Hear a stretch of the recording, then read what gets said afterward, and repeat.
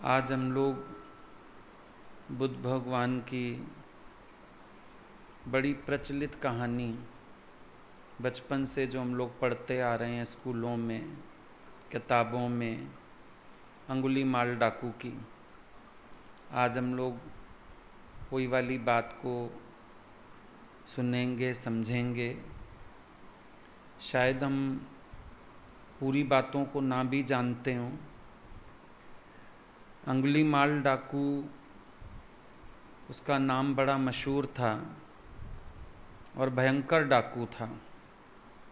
स्वच्छंद, कठोर, उग्र, विशाल शरीर, नाखून बड़े हुए, केश बड़े हुए और अपनी मूंछ को कुत्ते की पूंछ की तरह ऊंची करके रखता था। जैसे पंजाबी में बोलते हैं ना, वट डाल के रखते हैं, ऐसे रखता था। त्योरी उसकी ऐसी चढ़ी रहती थी कि डर भी डर के भाग जाए। जब किसी को पकड़ता था ऐसे झपट्टा मारता था जैसे बाज झपटता है। ललकार ऐसी थी कि शेर भी दहल जाता था उसकी ललकार से। बड़ा भयानक घना जंगल, और उस जंगल में वो अकेला रहता था। लोगों को दिन में भी वहाँ से आने जाने में डर लगता था। नाकाबंदी करके रखता था जंगल की हर तरफ से। अगर कोई भी गलती से चला गया तो उसका सिर काट देता था, और सिर काटने के बाद उसकी छोटी उंगली, गले में एक माला बना रखी थी उसने, उसकी छोटी उंगली उसमें पिरो देता था। नाम ही अंगुलीमाल इसीलिए था उसका। और बाकी शरीर को मिट्टी में रौंद देता था अगले की। इतनी ज़्यादा क्रूरता, मतलब तुम समझ सकते हो उस व्यक्ति की प्रकृति क्या होगी। एक साधारण आदमी जो क्रोधी होता है, उसकी प्रकृति, एक शास्त्रों में, रामायण में राक्षसों की प्रकृति सुनते हैं, लेकिन यहाँ तो बिल्कुल हिंसा की हद थी। बहुत ज़्यादा क्रूर, और ऐसी दहशत फैला रखी है कि सब लोग डरते थे। राजा प्रसेनजित वो बहुत दुखी था। क्यों दुखी था? कि डाकू का आतंक है। अब ये थोड़ी कि जंगल में खाली आतंक करता होगा, राज्य में भी आ जाता था। वहाँ भी लूट मार हत्या, जैसे पिक्चरों में आप लोग देखते हो ना, डाकू हमला कर देते हैं गांव पे, डाकू आ जाते हैं लूटने। और उस समय तो ये डकैती खुलेआम थी। डाकुओं का गिरोह आता था और कोई उनको कुछ नहीं बोलता था। जिसको मर्जी पकड़ के ले जाएं, जिसको मर्जी मार जाएं, कुछ भी लूट के ले जाएं, बहन बेटियों को उठा के ले जाएं। बहुत अत्याचार होता था डाकुओं का, और सभी लोग घबराया करते थे। अब राजा के ऊपर ये ड्यूटी हो जाती है कि ऐसे लोगों से प्रजा की रक्षा करे। राजा प्रसेनजित बहुत अच्छे शासक थे, और वो बहुत उपाय करते भी थे इसको पकड़ने के लिए। अंगुलीमाल को बहुत उपाय करते थे। सैनिक दल जंगल में भेजे जाते थे, लेकिन अजीब बात ये थी, वो लोग पूरा जंगल छांट के घूम के वापिस आ जाते थे, लेकिन अंगुलीमाल की छाया भी हाथ नहीं आती थी। इतना शातिर था, कहाँ छिप बैठता था, क्या करता था, किसी को मालूम नहीं। बल्कि एक मुसीबत और करता था कि जब सैनिक घोड़े पे जा रहे होते थे, किसी भी पेड़ पे छुप के बैठा रहता था, आखिरी घुड़सवार के गले में फंदा डाल के ऊपर खींच लेता था, जैसे बाज एक पक्षी को झपट ले। कोई समझ ही नहीं पाता था, घोड़े पे आता सैनिक गया कहाँ, अकेला घोड़ा दौड़ा चला आ रहा। फिर बेचारे थक जाते थे सैनिक, ढूंढते ढूंढते नदी किनारे पड़ाव डाल लेते थे। अब जब कोई एक आधा सैनिक अकेला हाथ मुंह धोने गया, किनारे के पानी में छिप बैठता था, अचानक सैनिक को नीचे खींच के पानी में ही गाड़ देता था नीचे। सैनिक लोग भी कुछ कर ही नहीं पा रहे, होशियार से होशियार सैनिक भेजे गए, कम ही होके आते थे लोग। और क्या करता था, अगर सैनिक दस्ता पूरा दिन है, एक को घोड़े से खींच लिया, एक को पानी में डुबा दिया, एक को अचानक पीछे भाला घोंप दिया, और जब थोड़े रह जाते थे सामने आके सारों को ही मार देता था। कई सैनिक दस्ते तो वापिस ही नहीं लौटे, जितने गए सारे के सारे जंगल में मारे गए। ऐसी जब बातें फैली हुई थीं, ऐसा हो रहा था, राजा का डरना भी जायज़। ऊपर से नगरवासी बहुत डरते थे। लोग रात को सपने में भी अंगुलीमाल के डर से डर जाते थे और चीखते हुए उठ जाते थे, ऐसी दहशत। बच्चा जो तंग करता था, उसकी माँ उसको अंगुलीमाल का ही डर देती थी, बच्चा सहम के शरारत छोड़ देता था, सो जाता था, ऐसी दहशत थी उसकी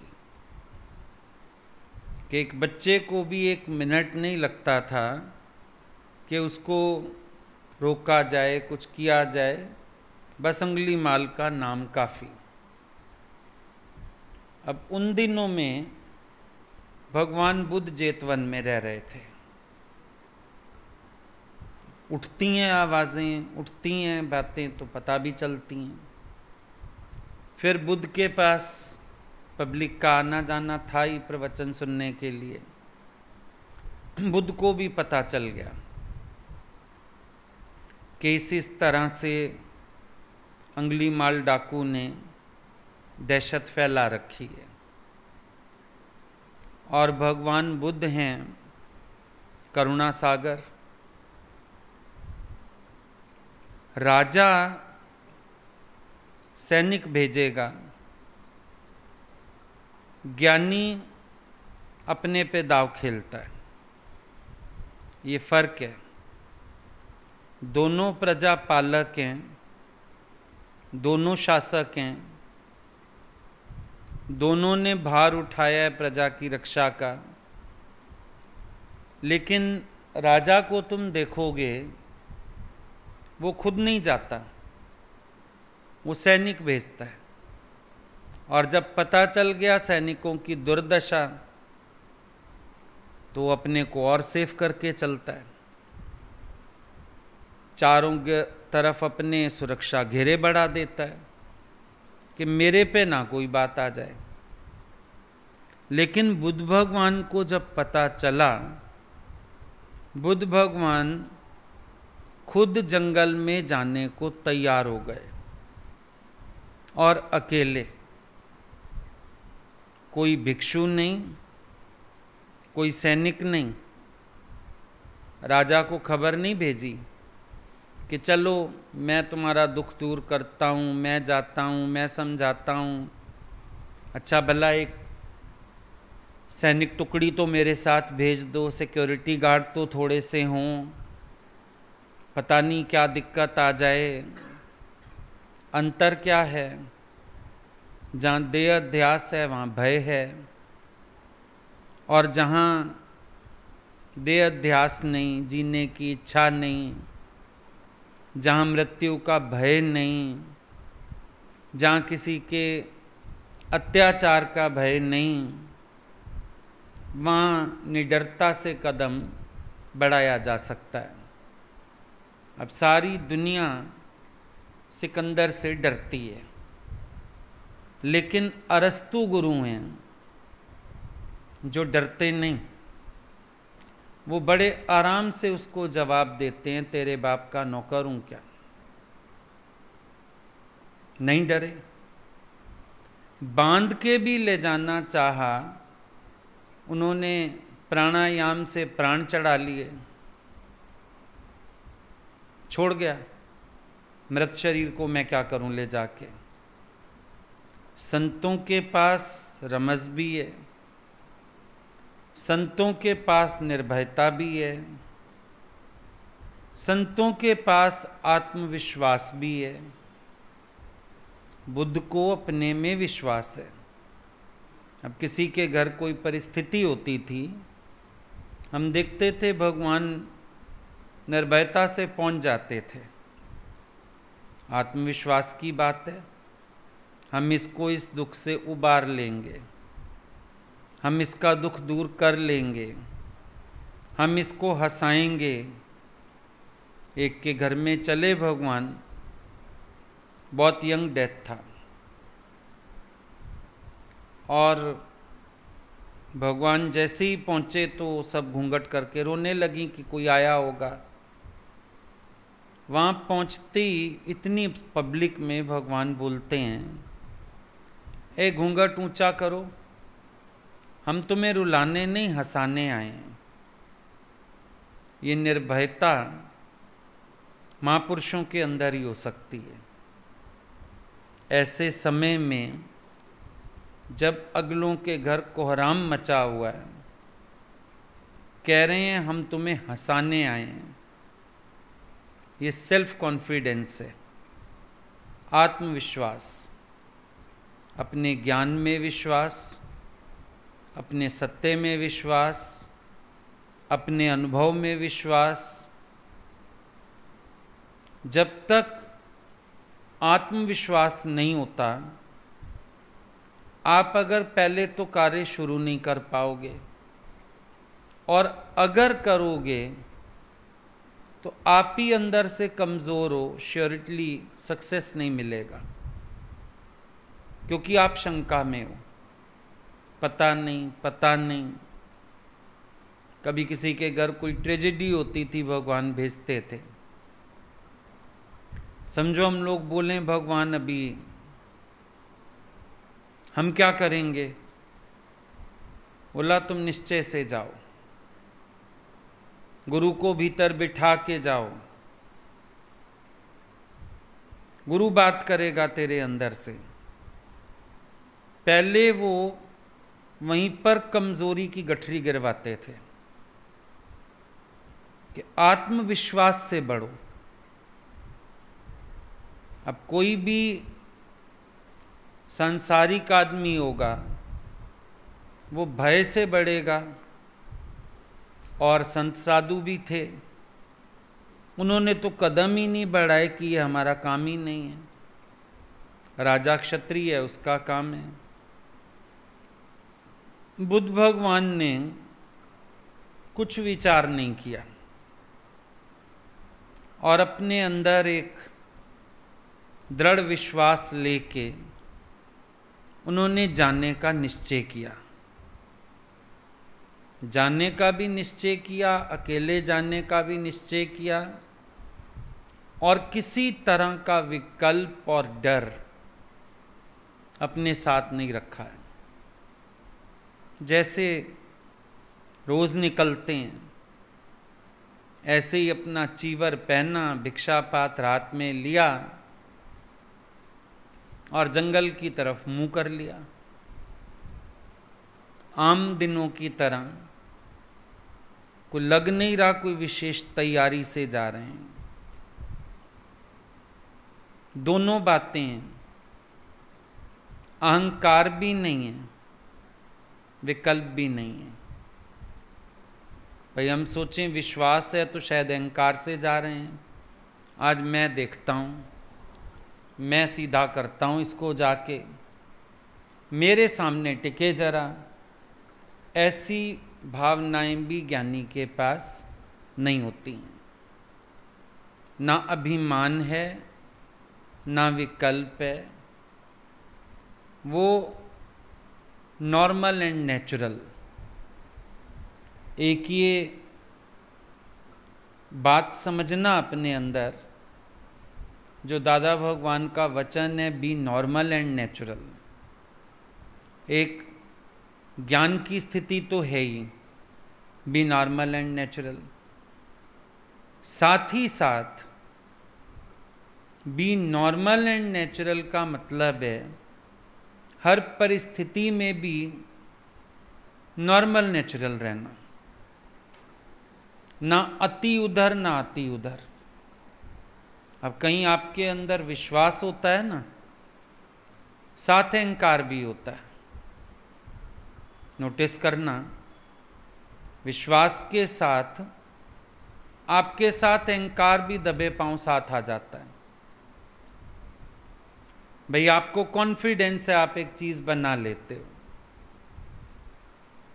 लेकिन देखोगे अहंकार भी साथ हो लिया। मैं बहुत अच्छा बना लेता हूं, ले तुझे यही नहीं आता, तू फलाने उस दिन तूने बनाई, ठीक थोड़ा बनी। अहंकार साथी है। महापुरुष भी नॉर्मल एंड नेचुरल में स्थिति है उनकी, अपने आत्मविश्वास को, आत्म बल को ईश्वर अर्पण करके चलते हैं, इसलिए अभिमान नहीं होता। दूसरी बात, विकल्प नहीं होता। आप चलोगे, आपके विश्वास में ही विकल्प आता रहेगा। कोशिश तो कर रहा हूँ, सोच तो रहा हूँ, किसी से पूछो फलानी चीज़ बना सकते हैं, हाँ जी, अच्छा बनाओ। कोशिश करता हूँ, भगवान कृपा करना, बन जाए ठीक। अब अहंकार नहीं तो विकल्प है। जब मिडल वे नहीं पकड़ते हो, मध्यम मार्ग, नॉर्मल नेचुरल नहीं रहते हो, तुम जैसे काम करते हो तैसे ही करो, साधारण सा। लेकिन या तो उसको ओकेजन बना लेते हो अहंकार से, या फिर डर डर के करते हो काम और ही खराब कर देते हो। बुद्ध निकले जेतवन से, भिक्षु संघ के बीच में से, लेकिन किसी शोर के बगैर निकले। जैसे रोज जाते हैं, जैसे भिक्षा लेने जा रहे हों, जैसे आज मौज आ गई है किसी दिशा में जाके किसी को प्रवचन लाभ देते होंगे, कोई बड़ी बात नहीं, रोज जाते हैं, आज भी चले गए। ऐसे तो वहाँ से निकले, लेकिन रास्ते में किसान थे, चरवाहे थे, उन्होंने देखा ये बुद्ध तो उधर जंगल है जिधर जा रहे हैं, और वो भी अंगुलीमाल का जंगल है, ये बुद्ध तो आज उस दिशा में जाए जा रहे हैं। कई किसान भागे, कई चरवाहे भागे, उन्होंने रोका, आप किस दिशा में जा रहे हैं? इधर तो अंगुलीमाल डाकू रहता है। जितना आपका कंठ कोमल, उतनी उसकी तलवार कठोर। वो तो 1 मिनट नहीं लगाता, किसी को कुछ पूछता ही नहीं और गर्दन अलग कर देता है। आप क्यों जा रहे हैं? कहाँ जा रहे हैं? लेकिन बुद्ध ने सबकी बात को अनसुना किया और अपने मार्ग पर चलते गए। समझना, ये नहीं कह रहे किसी को जरा देखता हूं क्या चीज है, देखता हूं मेरा क्या बिगाड़ लेगा। आज या तो वो नहीं या मैं नहीं, कुछ भी नहीं कह रहे ऐसा। शांत, निर्भय, अडोल, कानों में बहुत कुछ पड़ रहा है, किसी भी बात पर ध्यान दिए बगैर सीधे सीधे अपने रास्ते पर बढ़ते जा रहे हैं। पूरा एक पहर जलने के बाद जंगल आ गया, जंगल शुरू हुआ। बुद्ध ने आगे बढ़ना शुरू किया। बड़ा भयावह जंगल, डरावना। एक तो उस जंगल में कोई पेड़ ऐसा नहीं था, कोई पौधा ऐसा नहीं था दुनिया का जो वहाँ होए नहीं। बीच बीच में इतना घना अंधेरा, इतने घने पेड़ की रास्ता ही ना मिले। ऊपर से ऐसे ऐसे जंगली जानवर जो घूम भी रहे हैं और उनकी आवाज़ें भी बड़ी डरावनी डरावनी आती जा रही हैं। पर बुद्ध बढ़ते जा रहे हैं। बीच में नदी भी आ गई, फलों के पेड़ आ गए, लोगों के हिसाब से भयावह। और बुद्ध सोचने लगे कितना प्यारा जंगल है। हम खामखा शहरों में रहते हैं, 12 महीने यहाँ रहना चाहिए। कितनी बढ़िया तो नदी कल कल करती बह रही है, कितने अच्छे अच्छे फलों के पेड़ हैं, सारी प्रकृति की मौज है, कितने प्यारे प्यारे पक्षी पशु, दृष्टि का भेद। अब एक स्थान को देख के अगर अंदर भय आ जाए, आगे बढ़ना कठिन। अब इसको आप यूं समझ सकते हो जैसे आप एम्यूज़मेंट पार्क वगैरह जाते हो तो वहाँ पर आजकल वो बना देते गुफाएं और चीज़ें डरावनी वाली, अंदर आवाज़ें आती हैं, स्केलेटन लटक रहा होता है।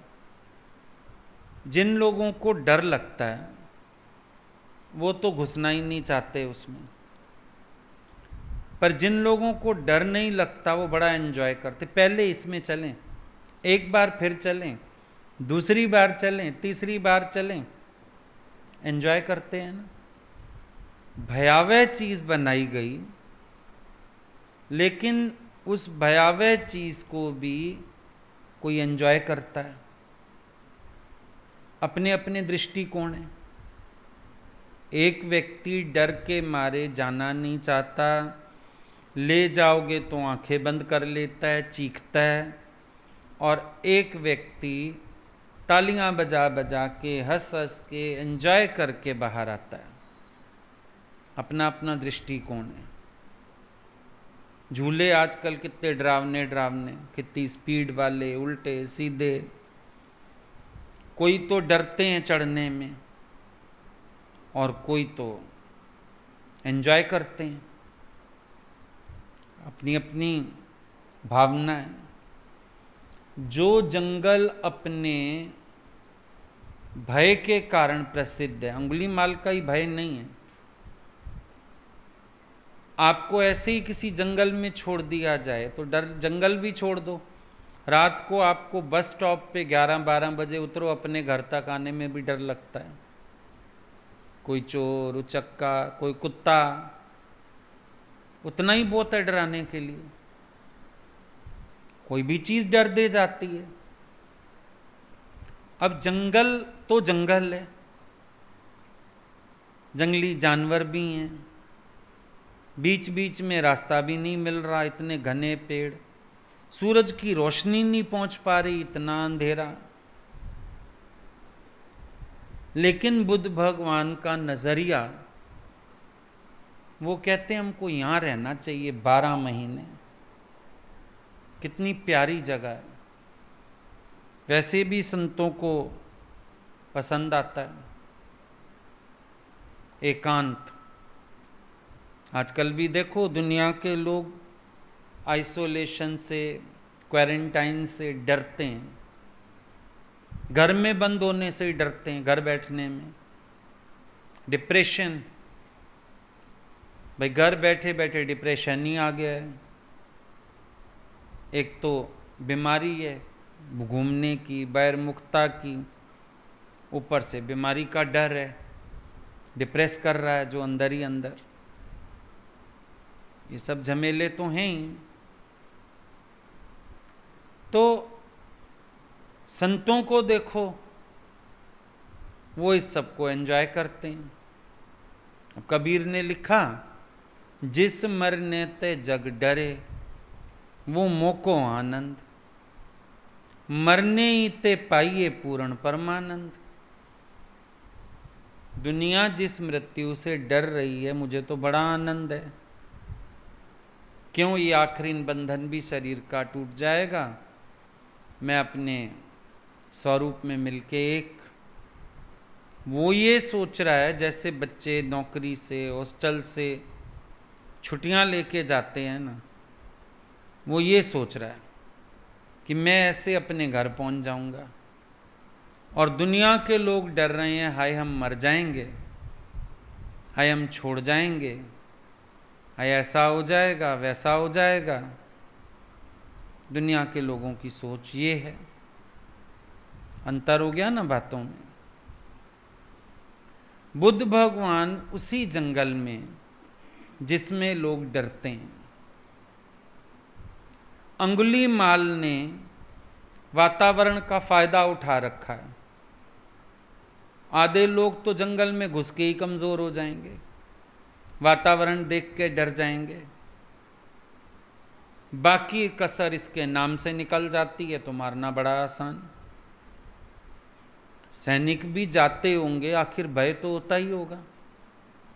अब जितना मर्जी गवर्नमेंट वॉरियर्स कह रही है आजकल, कोरोना वॉरियर्स, पर जब डॉक्टरों के फ़ोन आते हैं, नर्सों के फ़ोन आते हैं ना, बोलते हैं डर तो लग रहा है। कल भी किसी का फ़ोन आया, बोला डर तो लगता है वार्ड में जाते हुए। भाई तुम लोगों को तो गवर्नमेंट वॉरियर्स कह रही है, सैनिक हो तुम लोग तो। पर क्या करें, बेचारे सैनिकों के अंदर भी तो एक दिल है ना, जीने की इच्छा है ना, बीमारी का भय है ना। तो सैनिक लोग भी जाते होंगे, जंगल से भी डरते होंगे कि अंगुलीमाल तो जब खाएगा कोई जानवर ही ना खा जाए। फिर ये भी डर, अंगुलीमाल पता नहीं पीछे से कहां से वार कर देगा। तो अंगुलीमाल फायदा उठाता था इन सब चीजों का। लेकिन बुद्ध भगवान को तो जंगल पसंद आ गया,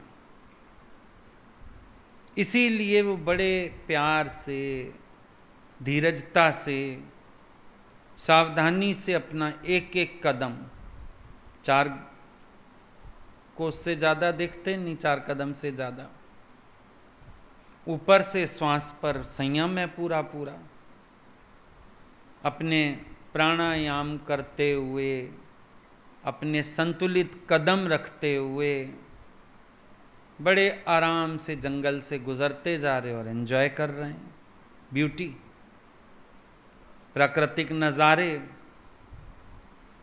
2 कोस चलते गए, जंगल खत्म हो गया। ऐसे लगा सारी मेहनत ही बेकार हो गई। जानवर तो बहुत मिले, इंसान की तो छाया भी ना मिली, अंगुलीमाल तो मिला ही नहीं। आए भी, इतना पैदल भी चले, इतनी कोशिश भी करी, जंगल ही पूरा खत्म हो गया। एक अशोक वृक्ष था, उसके नीचे बैठ गए, आराम किया।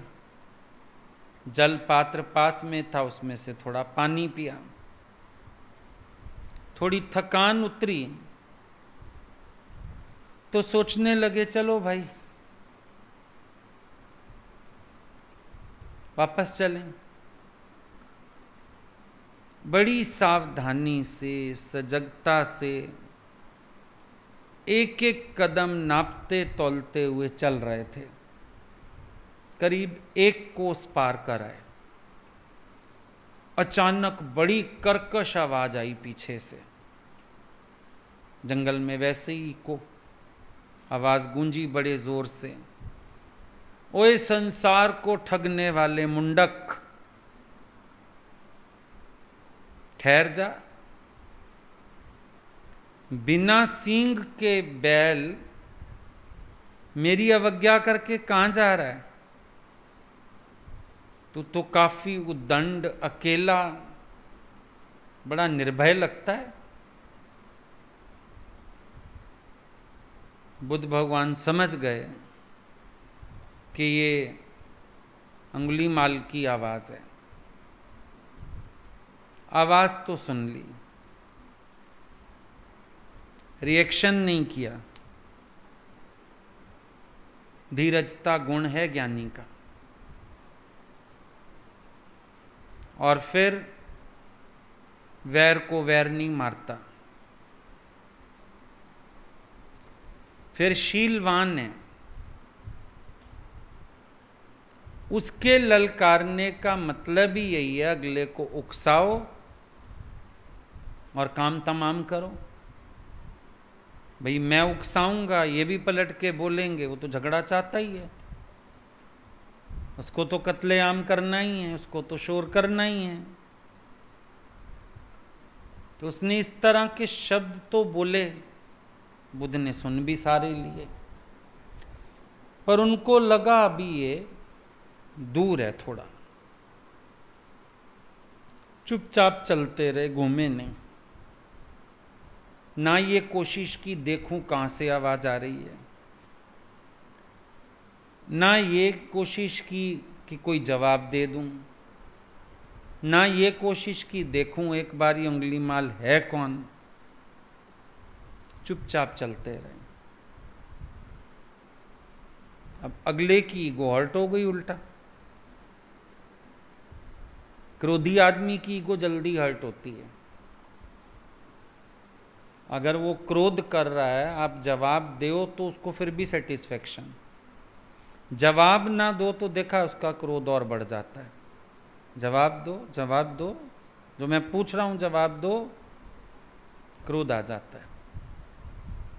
हालांकि क्रोध शांत करने के लिए कभी कभी शांत रहना अच्छा होता है, लेकिन कभी कभी हमारी शांति अगर किसी के क्रोध को भड़काने वाली हो तो हल्का सा जवाब देने में भी बुराई नहीं होती है। अब कोई हमारी गलती पे डांट रहा है, वहाँ हम चुप रह सकते हैं, लेकिन कोई हमसे किसी बात का कारण जानना चाह रहा है तो हमें कारण बता के शांत होना चाहिए ना। फर्क ये भी होता है, कभी कभी हम किसी के क्रोध को बढ़ाने वाले हो जाते हैं। जानबूझ के अगला बोल रहा है, जवाब ही ना दो, बोलो ही मत, आंसर ही मत करो।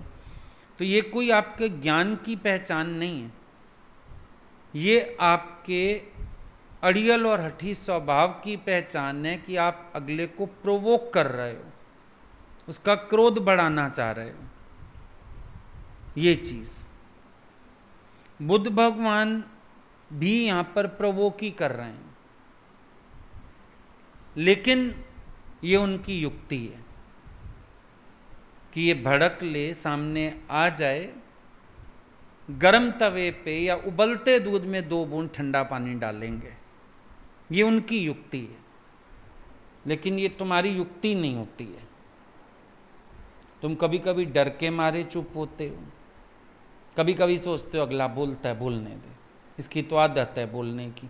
लेकिन अगर तुम्हारे पार्ट पे मिस्टेक है और तब कोई बोल रहा है, बात तरीके से होनी चाहिए। सब एनालाइज करो चीज़ें, ऐसे मत चलते जाओ। ऐसा ना हो ज्ञान की जगह अज्ञान पकड़ लो। ऐसा ना हो जिसको अहिंसा कह रहे हो हकीकत में हिंसा हो, जिसको तुम शांति कह रहे हो और शांति अशांति बढ़ा दो। ये भी समझ होनी चाहिए, क्योंकि कई बार ना हम सिद्धांत अपने ही बना लेते हैं। बस हमने तो जवाब ही नहीं दिया, तो जवाब नहीं दिया तो अगला शांत हुआ या ज़्यादा भड़क गया, इसका मतलब जवाब देना ज़रूरी था। ये देखना पड़ेगा कि जवाब देने का ढंग कैसा है। कहीं कहीं पर जवाब में सॉरी बोल देना ही काफ़ी होता है, कहीं कहीं पर जवाब में स्पष्टीकरण देना पड़ता है, कहीं कहीं पर जवाब में अगले की गलतफहमी दूर करनी पड़ती है, देखना पड़ता है। ऐसे नहीं कि खाली हमने एक बात अपने को सुना के और अपने को ज्ञानी बना लिया, क्योंकि कई बार हम हिंसात्मक होते हैं और हम अपने को अहिंसक कह रहे होते हैं। होते हम हिंसात्मक हैं, हमारी एक्शंस, हमारा मौन भी कभी कभी किसी को तंग करता है और हम सोचते हैं हम तो बड़े मौनी बाबा हैं। अब बुद्ध यहां पर मौन है, चलते रहे, दौड़ा दौड़ा पीछे आ गया। अरे बोला तू तो बड़ा नादान समझ में आता है, मेरे को ना समझ लगता है, संकट तेरे सिर पे आ गया है, तू खड़ा क्यों नहीं रहता? आज तक अंगुली माल ने कोई देखा ही नहीं ऐसा, इसने आवाज लगाई और कोई ठिठका ना हो। बुद्ध हैं कि आवाजें सुने भी जा रहे हैं, चले भी जा रहे हैं। उसको लग रहा है शायद ये ना समझ है, मूर्ख हैं, मेरी आवाज पे नहीं रुक रहे हैं। बोला तेरे सिर पे संकट आ गया है बहुत बड़ा, खड़ा क्यों नहीं रहता? रुक, खड़ा रहे। बुद्ध भगवान ने देखा अभी भी आधा तो दूर है ही मेरे से, जहां से इसने बोलना शुरू किया था दौड़ता तो आया है, पर भी आधा रास्ता आ पाया, फिर चुपचाप चलते रहे। अब आ गया बिल्कुल नजदीक, अब उनको कहने लगा तू तो मुझे बुद्धिमान भालू लगता है, रुक जा जरा, मैं आ गया हूं अंगुली माल, तेरा काल। घूमकर क्यों नहीं देखता? देख तो सही एक बार, मैं आ गया हूं। लग रहा है तू यमलोक जाने के लिए कमर कस के ही आया, कमर कसी हुई है, यमलोक जाना चाहता है। काफी नजदीक पहुंच गया। बुद्ध भगवान अभी भी डरे नहीं, उधर मुंह रखा, ये पीछे है, बिल्कुल पास आ चुका है, इनका मुंह आगे की तरफ। कहते हैं मैं तो किसी काल में भी नहीं डरता, पर मुझे लग रहा है तू थोड़ा विचलित है। मैं तीनों कालों में विचलित नहीं होता, और जिस काल की तू बात कर रहा है उस काल से भी विचलित नहीं होता, पर तू मुझे थोड़ा सा विचलित जान पड़ता है।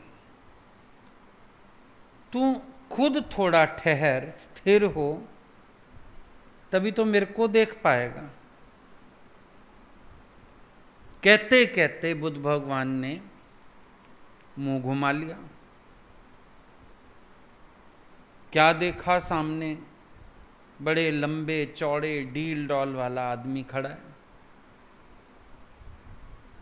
एक हाथ में तलवार है सीधे हाथ में, उल्टा हाथ खाली है, कमर पे फरसा बंधा हुआ है, कंधे पे तीर कमान तरकश लटक रहा है, गले में अंगुलियों की माला है, बाल कंधे तक आ रहे हैं, आंखें क्रोध से लाल हैं। कुल मिला के एक बड़ी डरावनी सूरत सामने है। हम ये कह सकते हैं करुण रस के सामने रौद्र रस की झांकी प्रकट हो गई हो, दोनों अपोजिट नेचर में। अब तो जैसे ही बुद्ध भगवान घूमे, अंगुलीमाल ने उनका दर्शन किया, एकदम ठंडा पड़ गया। एक तो तेजोमय चेहरा है, आंखों में करुणा, प्रेम, अवैर भाव इतने शुद्ध, जैसे उबलते दूध में पानी डालो ना, एकदम छींटे डालती ठंडा हो जाता है। यही सेम स्थिति इस समय अंगुलीमाल की हो गई, बिल्कुल ठंडा पड़ गया और अंदर अंदर सोचने लगा, लोग मेरे नाम से डर जाते हैं, मेरी आवाज़ से डर जाते हैं, मेरे करीब आने से डर जाते हैं, गिड़गिड़ाने लगते हैं, मेरे पैरों में पड़कर प्राणों की भीख मांगने लगते हैं, कांपते हैं, रोते हैं। ये कौन है जिसको मेरे से डर ही नहीं लग रहा? इसकी आंखों में भी निर्भयता, इसकी आवाज़ में भी निर्भयता, ये बिल्कुल डर नहीं खाता है मेरे से, बल्कि पता नहीं इसका कैसा प्रभाव है कि मैं चाह के भी कुछ कर ही नहीं पा रहा हूं। मुझे क्या हो रहा है? मैं तलवार क्यों नहीं उठा पा रहा? मैं कुछ बोल क्यों नहीं पा रहा? मैं तो 1 मिनट नहीं लगाता, मार डालता हूं बंदों को। मैं तो आज तक किसी से नहीं डरा। मेरे सामने आने वाले सब में आते हैं, ये मुस्कुराता है, शांत खड़ा है, ऐसे बोल रहा है, और मुझे बल्कि क्या होता जा रहा है, मैं अंदर से इतना असमर्थ क्यों, मैं कमज़ोर क्यों पड़ता जा रहा हूँ। इस बेचारे के अंदर बड़ा ज़बरदस्त द्वंद्व छिड़ गया दोनों बातों को लेके, कि एक तो सामने वाला डर क्यों नहीं रहा, ऊपर से मैं क्यों डर रहा हूं। बहुत उसके दिमाग में खलबली मच गई। बुद्ध भगवान कहते हैं,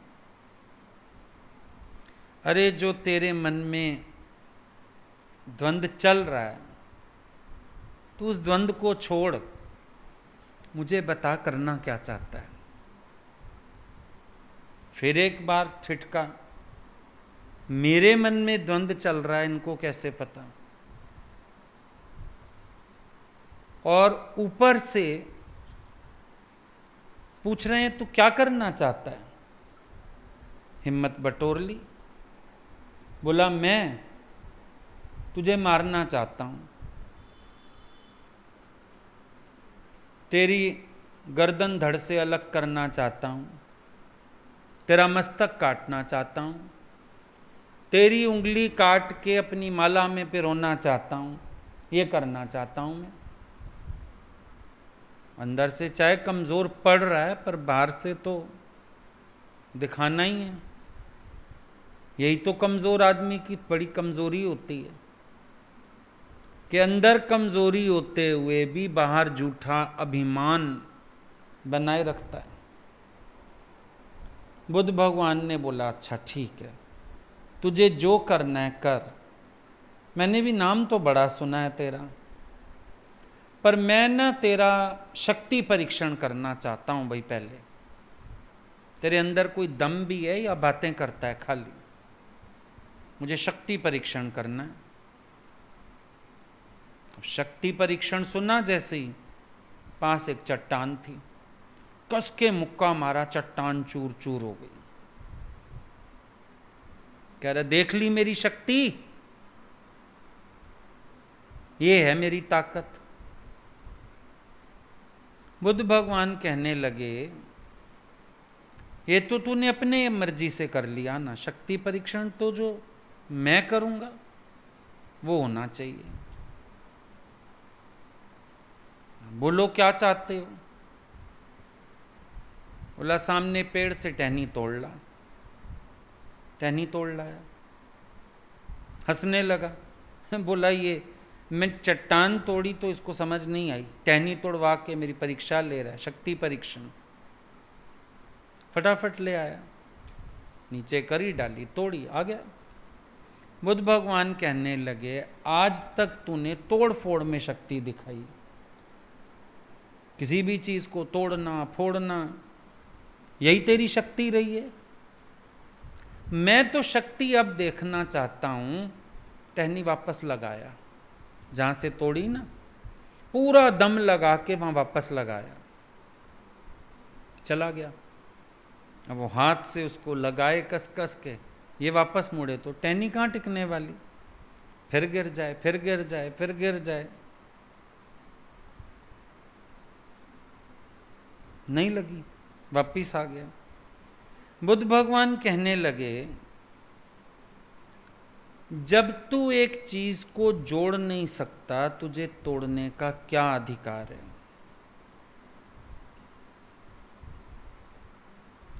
शक्ति तोड़ने में नहीं, शक्ति जोड़ने में चाहिए। और जब तू जोड़नी नहीं जानता, तुझे हक किसने दिया है तोड़ने का? अब तो बेचारा कांपने लगा। बुद्ध की आवाज भी तेज, गजगोर, आकाशवाणी, निर्भय पद से आ रही है वाणी।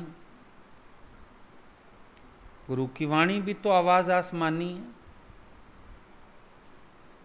बड़ा जोर से बुद्ध ने गर्जना करते हुए पूछा, बता तुझे क्या अधिकार? तो जैसे पत्ता कांपता है ना पेड़ पे, ऐसे थर थर कांपने लगा। बुद्ध भगवान कहने लगे तूने आज तक अहंकार में आके बहुत पाप किए हैं, अब पश्चाताप कर। अच्छा नहीं किया तूने जो भी आज तक किया है, ये सब अहंकार में आके किया। लेकिन सब गलत था। अब तक तो बेचारा बहुत ही ज्यादा नीवा हो चुका था। गिर गया बुद्ध भगवान के चरणों में, बार बार माफी मांगने लगा, क्षमा याचना करने लगा, अपने कर्मों का प्रायश्चित करने लगा, बुद्ध के धन्यवाद करने लगा कि आपने मुझे जागृत किया, सुजाग किया। अब आप ही मुझे मार्ग दिखाएं, मेरे सब पापों तापों का प्रायश्चित करवाएं। बुद्ध के पैर पकड़ लिए उसने। बुद्ध करुणा सागर तो हैं ही, उसको उठाया प्यार से और अपने साथ ले आए। जब बुद्ध उसको भिक्षु संघ में लेके आए, एक एक व्यक्ति हैरान हो गया कि किसको पकड़ के ले आए। और ला के बुद्ध ने उसको केश मुंडवा दिए, चीवर पहना दिया, भिक्षा पात्र हाथ में दे दिया, भिक्षु बना दिया। अब आया थोड़े दिन में राजा प्रसेनजित बुद्ध के दर्शन करने।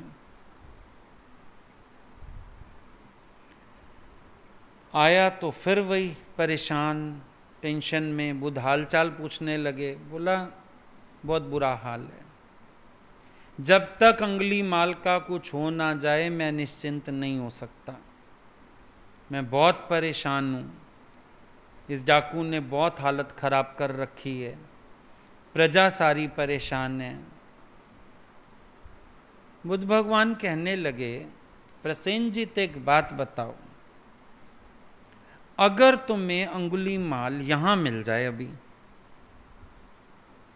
भिक्षु के रूप में, सिर मुंडे हुए, चीवर पहना हुआ, भिक्षा पात्र हाथ में, तो तुम क्या करोगे? अब राजा प्रसेनजित को ये तो उम्मीद ही नहीं कि कुछ ऐसा भी होगा, या फिर अंदर एक परेशानी इतनी है तो इंसान सोचता है ना, कहते हैं ना भाई मेरा फलाना काम कोई करा दे, जो मांगेगा दे दूंगा, कोई मेरा बेटा ढूंढ दे सारी जायदाद दे दूंगा। इमोशंस में आके भी इंसान बोलता ही है। राजा प्रसेनजित कहने लगे कि अगर मेरे को वो मिल जाए अंगुलीमाल डाकू यहां पर और इस वेश में, मैं तो अपना मस्तक उसके चरणों में रख के प्रणाम करूंगा उसको। बुद्ध भगवान ने इशारा किया, अंगुलीमाल उठ के आगे आया। प्रसेनजित ने देखा, वो हैरान रह गया कि इतनी बड़ी करामत बुद्ध ने कैसे घटा दी। ऐसा डाकू जो किसी के वश नहीं आता, भिक्षु हो गया। उसने अपने वायदे अनुसार अंगुलीमाल के चरणों में अपना मस्तक रख के प्रणाम किया, फिर बुद्ध भगवान के चरणों में प्रणाम किया और कहने लगा, अगर आप चाहें ना, सूरज मरुस्थल से भी जल सींच के बारिश कर दे,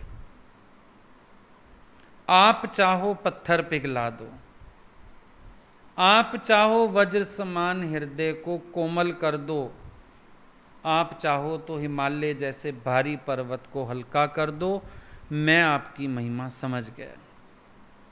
मुझे समझ आ गया बौद्ध पुरुष कैसे होते हैं। मुझे आज पता चला हमारे सब हथियार आपके हथियारों के आगे बेकार हैं। मुझे आज पता चला आप बिना कोई हथियार उठाए, बिना सामने वाले को तकलीफ दिए, कैसे आप उसको मारते हो और कैसे उसका जीवन बदल डालते हो। राजा प्रसेनजित बहुत बहुत प्रसन्न होके वहां से गया। इधर अंगुलीमाल डाकू भिक्षु संघ में रहा। पुराने भिक्षु उसको प्रशिक्षण देने लगे, कोई शील सिखाने लगा, कोई समाधि सिखाने लगा, कोई कुछ बताने लगा, कोई कुछ। 10 दिन वहां पर रहा, लेकिन उसका व्यवहार, उसका आचरण इतना अच्छा हो गया कि भिक्षु संघ में उसको अहिंसक कहने लग गए लोग। सब जो भिक्षु थे वो उसको अहिंसक बुलाने लग गए और सबको लगने लगा ये सही भी है इसका नाम, क्योंकि बुद्ध के सिवाय ऐसी दृष्टि किसी की हो ही नहीं सकती। कैसे हिंसात्मक आदमी को कोई अहिंसक बना दे। और पता तो ये भी चला कि उसका जन्मजात नाम ही अहिंसक था। ये तो उसके कर्मों के कारण नाम पड़ा ना अंगुलीमाल, उसका नाम था ही अहिंसक। और बुद्ध की ऐसी दृष्टि पड़ी कि दोबारा से वो अहिंसक हो गया। अब एक दिन भिक्षाटन के लिए गया था, वापिस आया, सारे कपड़े खून से लथपथ, चोटें बहुत लगी हुई, और इतनी चोटें थीं कि चलने में भी असमर्थ, एक कदम नहीं उठा पा रहा, ऐसी बुरी हालत। आया तो बुद्ध ने पूछा, बुद्ध भी बैठे थे, सबने पूछा क्या हुआ। बोला मैं कहीं भिक्षाटन के लिए गया था, वहां कुछ लोगों ने मुझे पहचान लिया कि ये वही अंगुलीमाल हत्यारा है, और उन लोगों ने मुझे पीट डाला है बड़ी बुरी तरह से। और इतना मारा जब तक मुझे खून की उल्टी नहीं हो गई, तब तक मारते गए। और मैं तो शीलों का पालन करने वाला अहिंसक, मैं तो पलट के कुछ कह नहीं सकता था। मैं चुपचाप मार खा के वापिस आ गया। बुद्ध भगवान ने फटाफट आनंद को बोला, जाओ जड़ी बूटियां ले आओ, पीस के पुलटिस बनाओ। पानी मंगाया, बुद्ध ने खुद बैठ के उसके घाव धोए। कहने लगे, कपड़े तो तेरे तार तार हो गए हैं, भिक्षा पात्र कहाँ है? कहने लगा, उन्हीं लोगों ने कपड़े भी फाड़े, भिक्षा पात्र भी खींच के तोड़ दिया। बुद्ध कहने लगे, कोई बात नहीं, मैं आनंद को कहूँगा तेरे को नया चीवर भी दे, नया भिक्षा पात्र भी दे। लेकिन बुद्ध उसको कहने लगे, ये जो पीड़ा है तो इसको प्रेम और जागरूकता के साथ सहन कर। ये पीड़ा तेरे पापों को हरने वाली है। जितने पाप तूने किए उनका प्रायश्चित करवा रही है ये पीड़ा। पीड़ा में जागरूकता रखने से पीड़ा के प्रति प्रेम भी आता है, शिकायत भी दूर होती है। इसीलिए बुद्ध ने यहाँ पर उसको उपदेश दिया, घाव धोते धोते, ये पीड़ा तेरे कई पाप खत्म करने के लिए है। इस पीड़ा को प्रेम और जागरूकता के साथ सहन कर, क्यों? इसमें 1000 जन्म की कटु घृणा को नष्ट करने की सामर्थ्य है। जैसे दादाजी बताते हैं ना, समझो शरीर के कर्मों का हिसाब है, सामने वाला गलत नहीं है, तुम ही कुछ करके आए होंगे। जैसे उस औरत ने शिकायत की, मेरा पति गुस्सा करता है, मेरे को ऐसा कहता है, तो दादा ने क्या बोला, चुप कर कोई सुन ना ले। क्यों दादा? सब समझेंगे तू बदमाश माई है, पहले तू पति को दुख दे के आई है, अब वो तेरे को दे रहा है। मतलब उसी हालत के प्रति नजरिया बदलवा देना, जागरूकता दे देना। बुद्ध भगवान ने सोचा, अब कहीं इसको ये ख्याल ना आ जाए कि इससे तो मैं पहले अच्छा था। लोग डरते थे, कईयों को ख्याल आ जाता है इससे तो हम पहले अच्छे थे, सब डरते थे, हम जवाब दे के आते थे। अब तो उल्टा हो गया, एक बच्चा भी छोटा सुना के चला जाता है। तो बुद्ध ने उसको जागृत करना जरूरी समझा। और ये भी समझो, विपरीत परिस्थितियों में महापुरुषों का चेतना प्रवाह कैसे काम करता है। जरूर अभ्यास होगा बुद्ध का, तभी तो ऐसी बात बता पा रहे हैं। तो बोला, तू प्रेम और जागरूकता से सहना इसको, ताकि जो तेरे अंदर पाप हैं उन पापों का प्रायश्चित हो जाए। जो तेरे अंदर घृणा जन्मों जन्मों से भरी पड़ी है, कटु घृणा, वो नष्ट हो जाए, तेरा हृदय साफ होगा अगर तू इस पीड़ा को जागरूकता से सहन करेगा। किसी भी पीड़ा को सहता तो हर कोई है, लेकिन जो जागरूकता से सहन करता है वो और कर्म नहीं बनाएगा। जो जागरूकता से सहन करता है वो शिकायतें नहीं करेगा।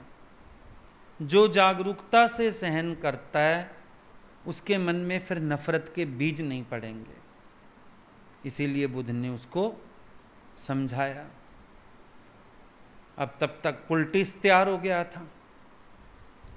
एक और भिक्खु था, उसने कहा लाइए पुलटिस मैं बांध देता हूं इसके जख्मों पर। वो बैठा जब पट्टियां करने,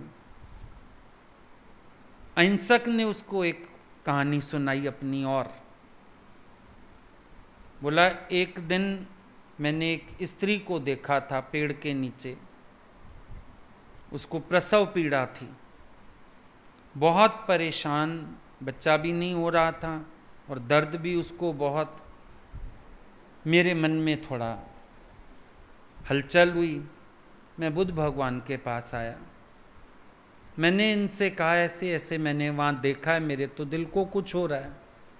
बुद्ध भगवान कहने लगे जा वहाँ जाके कह दे मैंने जन्म से आज तक किसी को जानबूझ के कोई पीड़ा नहीं पहुंचाई, कष्ट नहीं दिया, तो भगवान आपको शांत और सुरक्षित रखे।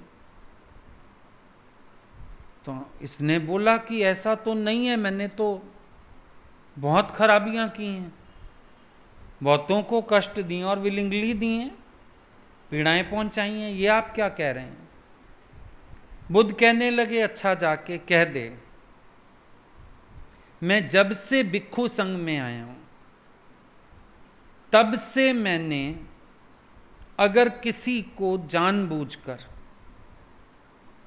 जानते हुए, अनजाने कुछ हुआ हो तो पता नहीं, जानते हुए अगर मैंने किसी को मन वचन कर्म से कोई कष्ट नहीं दिया है तो भगवान आपको सुरक्षित और शांत रखे, आपकी पीड़ा दूर करे।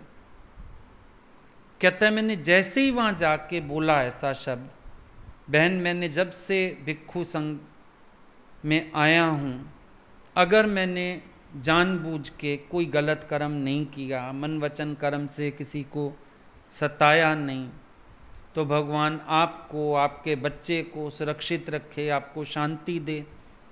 और बोला थोड़ी देर में नॉर्मल डिलीवरी हो गई, बच्चा भी सुरक्षित, स्त्री भी सुरक्षित।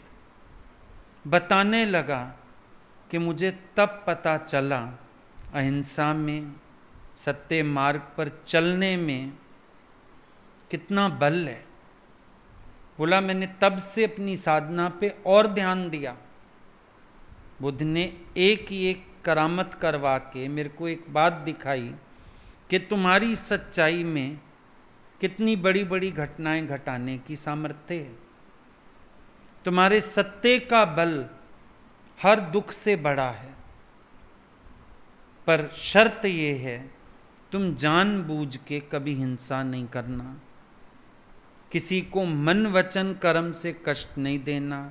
अगर पहले कर भी आए हो, जिस दिन से गुरु के पास आओ उस दिन से तो बहुत ही ज़्यादा सावधान हो जाओ कि तुम्हारे मन वचन कर्म से किसी को तकलीफ ना पहुँचे।